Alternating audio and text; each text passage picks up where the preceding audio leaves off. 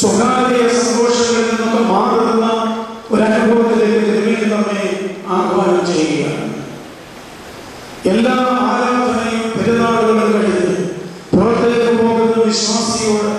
പുരോഹിതൻ പറഞ്ഞിരുന്നത് മറ്റൊന്നുമല്ല, നിങ്ങൾ പ്രാർത്ഥിച്ചിരിക്കുന്ന വഴിയാകങ്ങളോട്, തണ്ണീർ കുടങ്ങളോട് ഈ കുന്നങ്ങൾ ലോകത്തിലേക്ക് പോവുകയാണ് സൗഖ്യദാന പ്രക്രിയയിൽ ഭാഗമാകുവാൻ എന്നുള്ളത്. അതുകൊണ്ട് തിരുമേനി നമുക്ക് കാണിച്ചു തന്ന താബോറിന്റെ അനുഭവം യേശുക്രിസ്തുവിനെ അല്ലെങ്കിൽ എല്ലാ വിശുദ്ധന്മാരും ദൈവവുമായി സമ്മേളിച്ചപ്പോഴുണ്ടായ പ്രപഞ്ചത്തിന്റെ പ്രകാശത്തിന്റെ പ്രപഞ്ചമാണ്. ആ പ്രപഞ്ചത്തിലേക്ക് കടന്നു വന്ന് പ്രകാശം സ്വീകരിച്ച താബോറിന്റെ കുന്നുകൾ നിൽക്കുമ്പോൾ ലോകത്തിന്റെ ദുഃഖങ്ങളിലേക്കും രോഗങ്ങളിലേക്കും നമ്മുടെ കൈയിൽ നീട്ടപ്പെടണമെന്നുണ്ടെങ്കിൽ ഇവിടെ ചെറിയനാകുവാനായിട്ടുള്ള ഒരു മനസ്സോടെ ഉണ്ടാകണമെന്ന് നമ്മെ വിശുദ്ധന്മാരോട് ഓർമ്മിപ്പിക്കുകയാണ്. രണ്ടാമതായി തിരുമേനിയെ കുറിച്ച് എനിക്ക് ഓർക്കുവാനായിട്ടുള്ളത് മരണഭയം ഇല്ലാതിരുന്ന ഒരു വ്യക്തിത്വമായിരുന്നു തിരുമേനിയുടെ.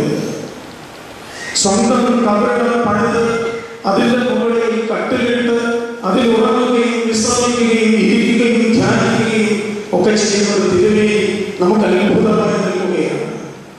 കാരണം അദ്ദേഹത്തിന് മരണഭയമില്ലായി.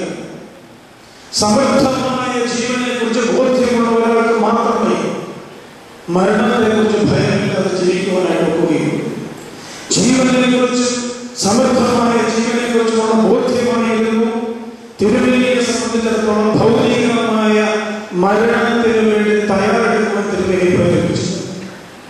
ഞാൻ നിങ്ങളും 90 വയസ്സായാലും മൂക്കിലൂടെയും കയറാവുന്ന എല്ലായിടത്തൂടെയും ട്യൂബുകൾ കടത്തി കൃത്രിമ ശ്വാസോച്ഛ്വാസം നൽകി ജീവിതം വലിച്ചു നീട്ടുവാനായിട്ട് പരിശ്രമിച്ചുകൊണ്ടിരിക്കുമ്പോഴും തിരുമേനിയെ പോലെയുള്ള വിശുദ്ധന്മാർ സമൃദ്ധമായ ജീവൻ അതിന് പൂർണ്ണതയിൽ അനുഭവിക്കുവാൻ മരണത്തിന് വേണ്ടി കാത്തിരുന്നു എന്നുള്ളതാണ്. ഇതൊരു വലിയ ചലഞ്ചാണ് നമ്മുടെ മുമ്പാകെ ആഗ്രഹിക്കുന്നത്.